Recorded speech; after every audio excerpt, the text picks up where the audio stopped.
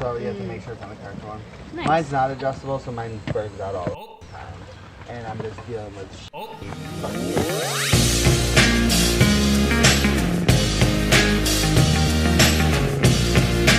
Hey everyone, welcome to day 83 of What I Learned Today. And what I learned today is that a lot of people disagree on the term racism.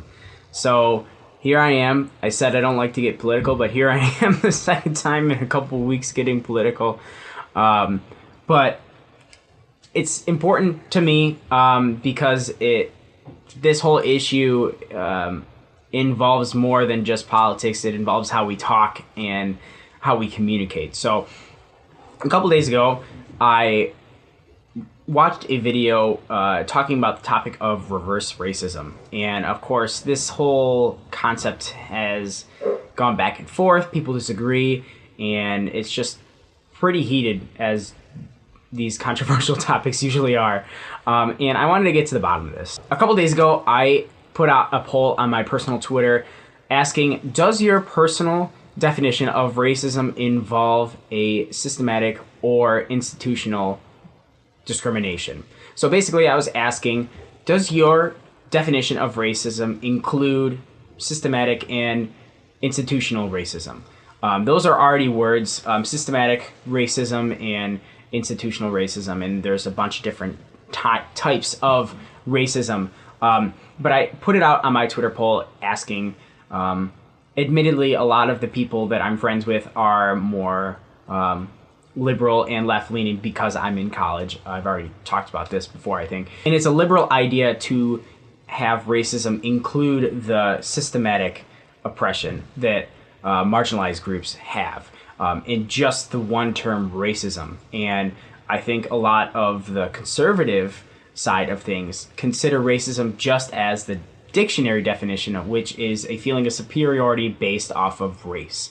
So when the topic of reverse racism is brought up, a lot of the liberal side will say, no, it's not a thing, because people that are systematically oppressed on the basis of race cannot also then be racist in that same fashion to usually the people that oppress them. And they're right. I mean, systems of oppression can't just be flip-flopped, and they can't be just wielded on a whim by individuals. They're created by society and groups of people and institutions. So on their side of the argument, they're right, based on their definition of racism. Reverse racism cannot be a thing.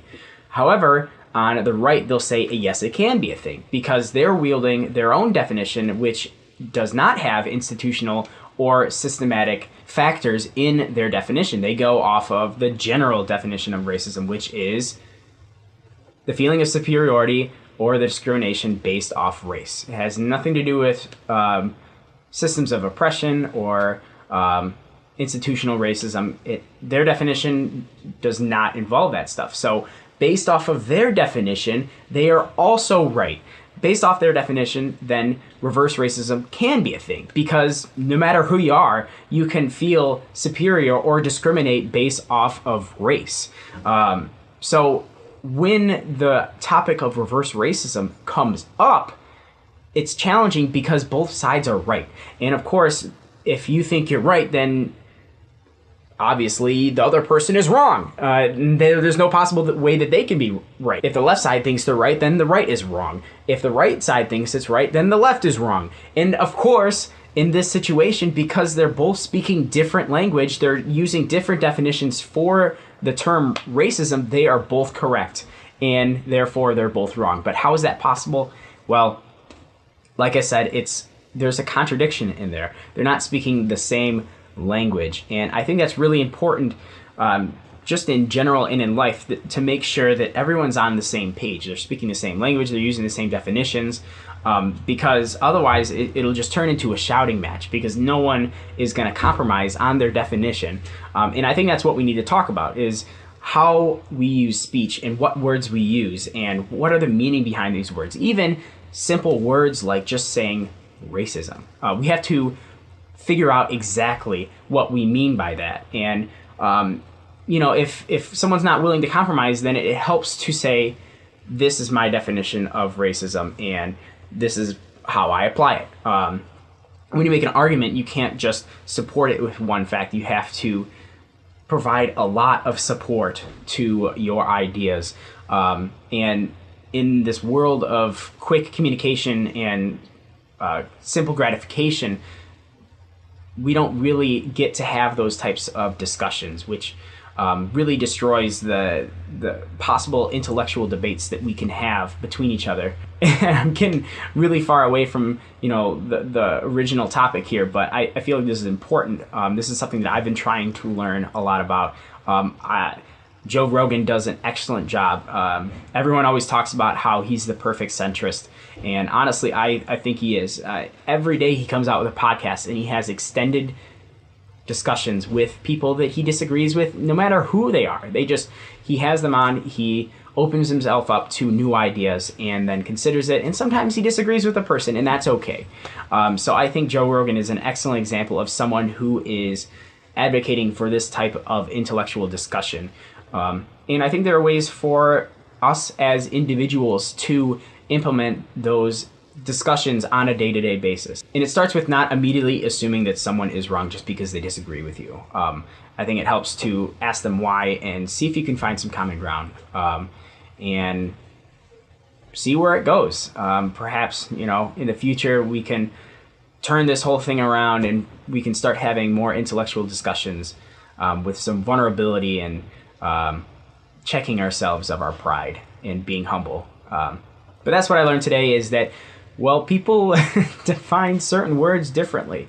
On to feelings time really quick. What made me feel negative is nothing really. Today was a fantastic day. I finished with my capstone class, effectively finishing my major, and wow, it's just a relieving feeling. I finished my project, turned it in, came home from class, and then just kicked back. Literally, I just kicked back for like a half an hour, and then I played some video games.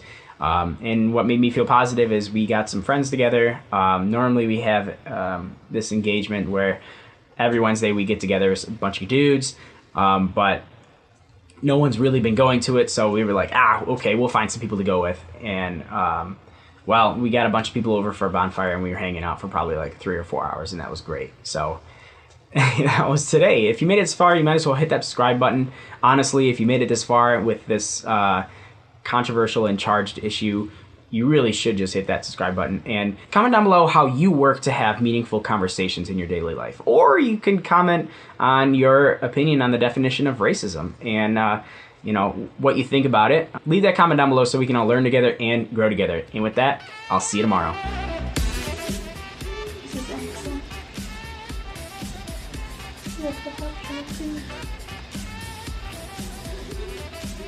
Like, yeah. Step back, I guess. There's not much you can do.